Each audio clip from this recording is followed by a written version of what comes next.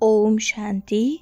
आज की मुरली का सार। मीठे बच्चे, बाप नॉलेजफुल है, उन्हें जानी जाननहार कहना यह उल्टी महिमा है। बाप आते ही हैं तुम्हें पतित से पावन बनाने। प्रश्न है, बाप के साथ साथ सबसे अधिक महिमा और किसकी है और कैसे? उत्तर है, बाप के साथ भारत की महिमा भी बहुत है। भारत ही अविनाशी खंड है, भारत ही स्वर्ग बनता है। बाप ने भारतवासियों को ही धनवान, सुखी और पवित्र बनाया है। गीता की भी अपरम अपार महिमा है। सर्वशास्त्रमयी शिरोमणि गीता है। तुम चैतन्य ज्ञान गंगाओं की भी बहुत महिमा है। तुम डायरेक्ट ज्ञान सागर से निकली हो। सुनते हैं मुख्य पॉइंट्स।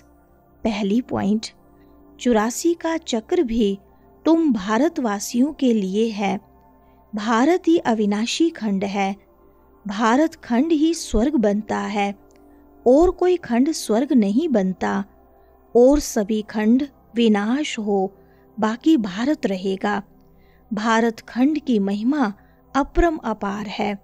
भारत में ही बाप आकर तुमको राजयोग सिखलाते हैं। यह गीता का पुरुषोत्तम संगम युग है। दूसरी पॉइंट, तुम बच्चे जानते हो वर्ल्ड ऑलमाइटी अथॉरिटी एक भगवान को ही कहा जाता है। भारतवासी यह बहुत भूल करते हैं जो कहते हैं कि वह अंतर्यामी है, सभी के अंदर को वह जानते हैं। बाप कहते हैं, मैं कोई के भी अंदर को नहीं जानता हूँ। मेरा तो काम ही है पतितों को पावन बनाना। बहुत कहते हैं, शिव बाबा आप तो अंतर्यामी हो। बाबा कहते हैं, मैं हूँ नहीं, मैं किसके भी दिल को नहीं जानता हूँ। मैं तो सिर्फ आकर पतितों को पावन बनाता हूँ। तीसरी पॉइंट, हर चीज नई से पुरानी सतो रजो तमो में जरूर आती है। मनुष्य भी ऐसे होते हैं। बालक सतो प्रधान है, फिर युवा होते हैं, फिर वृद्ध होते हैं, अर्थात रजो तमो में आते हैं। बूढ़ा शरीर होता है तो वह छोड़कर फिर बच्चा बनेंगे। बच्चे जानते हैं नई दुनिया में भारत कितना ऊंच था। भारत की महिमा अपरम अपार है। इतना सुखी, धनवान, पवित्र और कोई खंड है नहीं। चौथी पॉइंट, ऊंचते ऊंच तो शिव है। कहते हैं त्रिमूर्ति ब्रह्मा, अर्थ तो समझते नहीं। वास्तव में कहना चाहिए त्रिमूर्ति शिव न कि ब्रह्मा। अब गाते हैं देव देव महादेव। शंकर को ऊंच रखते हैं तो त्रिमूर्ति शंकर कहे ना, फिर त्रिमूर्ति ब्रह्मा क्यों कहते? शिव है रचयिता। गाते भी हैं परम पिता परमात्मा ब्रह्मा द्वारा स्थापना करते हैं ब्राह्मणों की। भक्ति मार्ग में नॉलेजफुल बाप को जानी जाननहार कह देते हैं। अब वह महिमा अर्थ सहित नहीं है। पांचवी पॉइंट, बाप कहते हैं गृहस्थ व्यवहार में भल रहो, परंतु श्रीमत पर चलो। तुम सभी आत्माएं आशिक हो एक परमात्मा माशूक की। भक्ति मार्ग से लेकर तुम याद करते आए हो। हम आत्माएं असुल शांति धाम की निवासी हैं। पीछे आए सुख धाम में, फिर हमने 84 जन्म लिए। हम सो हम का अर्थ भी समझाया है। वह तो कह देते आत्मा सो परमात्मा, परमात्मा सो आत्मा।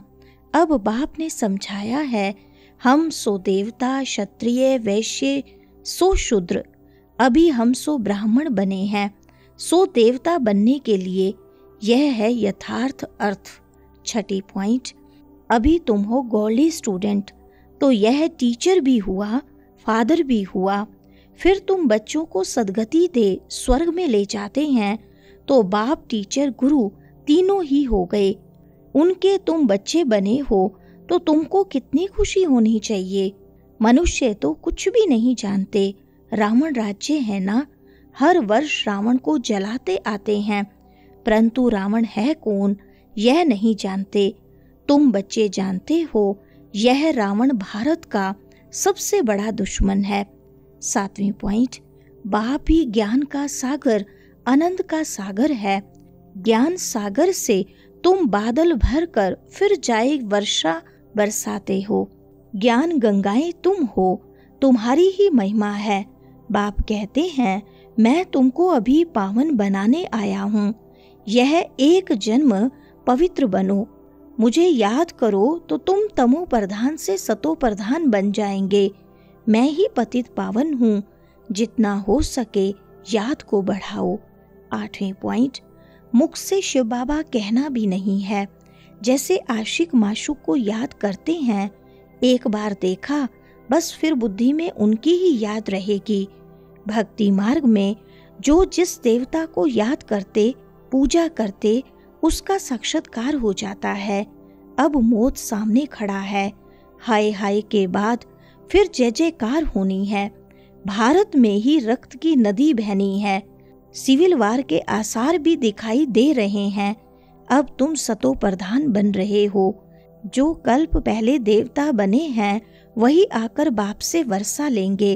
कम भक्ति की होगी तो ज्ञान थोड़ा उठाएंगे। 9वें पॉइंट, अच्छे पुरुषार्थी श्रीमत पर चल अच्छा पद पाएंगे। मैनर्स भी अच्छे चाहिए, दैवी गुण भी धारण करने हैं। वह फिर 21 जन्म चलेंगे। अभी हैं सबके आसुरी गुण। इस समय बाप कहते हैं, याद करने की मेहनत करो तो तुम सच्चा सोना बन जाएंगे। सतयुग है गोल्डन एज, सच्चा सोना। त्रेता में चांदी की अलाएं पड़ती हैं, कला कम होती जाती है। अभी तो कोई कला नहीं है। जब ऐसी हालत हो जाती है तब बाप आते हैं। यह भी ड्रामा में नूंद है। 10वीं पॉइंट, इस रावण राज्य में सभी बेसमझ बन गए हैं। जो बेहद ड्रामा के पारधारी होकर भी ड्रामा के आदि मध्य अंत को नहीं जानते हैं। तुम एक्टर्स हो ना, तुम जानते हो हम यहाँ पार्ट बजाने आए हैं, परंतु पारधारी होकर जानते नहीं तो बेहद का बाप कहेंगे ना कि तुम कितने बेसमझ बन गए हो। अब मैं तुम्हें समझदार हीरे जैसा बनाता हूँ, फिर रावण कोड़ी जैसा बना देता है। मैं ही आकर सबको साथ ले जाता हूँ। 11वीं पॉइंट, यह पति दुनिया भी विनाश होती है। मच्छरों सदृश सबको ले जाता हूँ। तुम्हारी एम ऑब्जेक्ट सामने खड़ी है। ऐसा तुमको बनना है, तब तो तुम स्वर्गवासी बनेंगे। तुम ब्रह्मा कुमार कुमारियां यह पुरुषार्थ कर रहे हो। इतने बीके हैं तो जरूर प्रजापिता ब्रह्मा भी होगा। ब्राह्मण है चोटी, ब्राह्मण फिर देवता।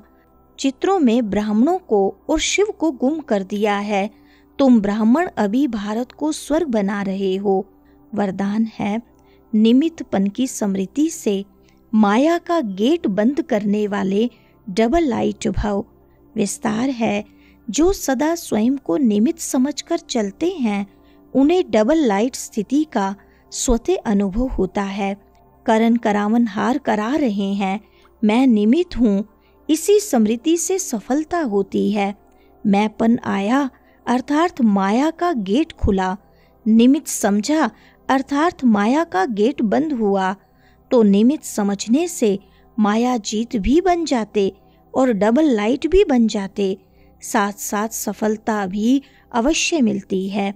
यही स्मृति नंबर 1 लेने का आधार बन जाती है। स्लोगन है, त्रिकालदर्शी बनकर हर कर्म करो तो सफलता सहज मिलती रहेगी।